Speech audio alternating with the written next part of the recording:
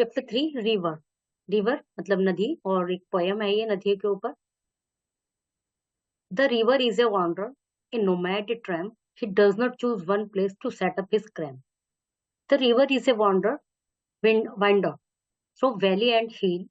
He twists and he turns. He just can't be still. River जो होती है एक घुमक्कड़ू की तरह होती है, जो चारों तरफ घूमता रहता है, जिसका कोई मतलब एक जगह से दूसरी जगह पर कोई निश्चित ठिकाना नहीं होता। उनको वांडर कहते हैं, नोमैड कहते हैं उनको।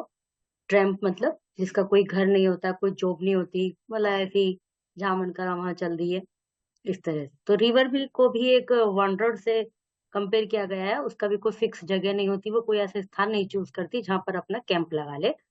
वो हवा के साथ, जैसे हवा सब जगह घूमती है ऐसे वो भी घूमती रहती है, वैली में, पहाड़ी में, और टर्न होती रहती है, मुड़ती रहती है, कहीं भी फिक्स नहीं होती वो। The river is a holder and breathes you down those little treasures that he wants to deep.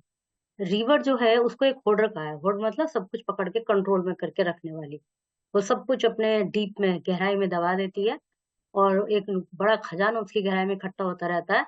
जो जो चीजें वो चाहती है, मतलब वो कुछ भी दबा सकती है अपनी गहराई के अंदर। The river is A baby, he girls and dumpy sound like a happily sucking his thumb.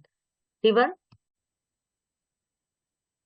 River एक बच्चे की तरह है जो कि goggles and hums sounds like a happily sucking his thumb. एक छोटा बच्चा जैसे मुंह में थम देके कुछ भी करता रहता है ना, वैसी रिवर आवाज करती है। और रिवर की आवाज क्या होती है?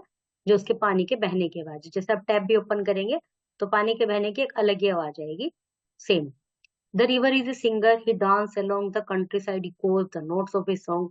रिवर एक सिंगर से कंपेयर किया गया है। सिंगर है, वो कुछ गाती रहती है और डांस भी करती रहती है। कंट्री साइड मतलब कंट्री की तरफ, कंट्रीज के किनारे पर। इकोज आवाज गूंजती है। The notes of a song, वो उसके सॉन्ग के एक तरह से शब्दावली है उसकी गाने की। River is A monster, hungry and vexed, he gobbled up trees and he swallow you next.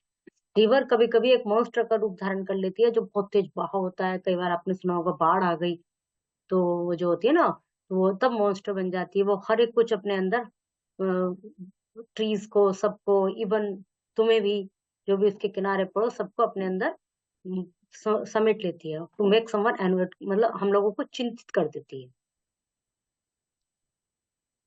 Correct options, fill in the blanks. Question answer you can see in answer की राइमिंग वर्ड्स, जैसे tram, cam, इस तरह से। Hill, still. Missing word, twist and turn, time and tide, ऐसे करना है इसको।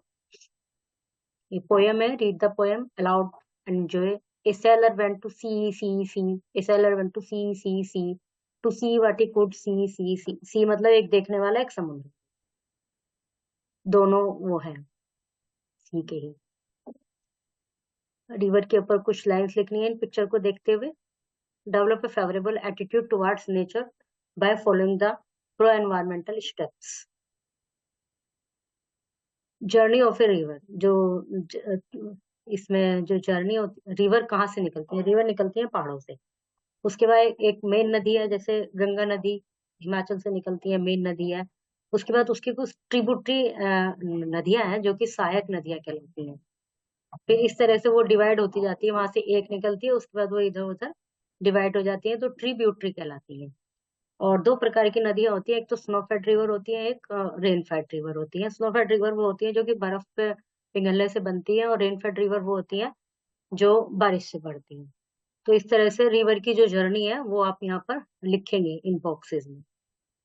Okay, और यहाँ पे एक रिवर का चित्र भी बनाएंगे, जहां से स्टार्ट हुई है वहां से और लास्ट तक, और अंत में जाकर रिवर समुद्र में गिर जाती है।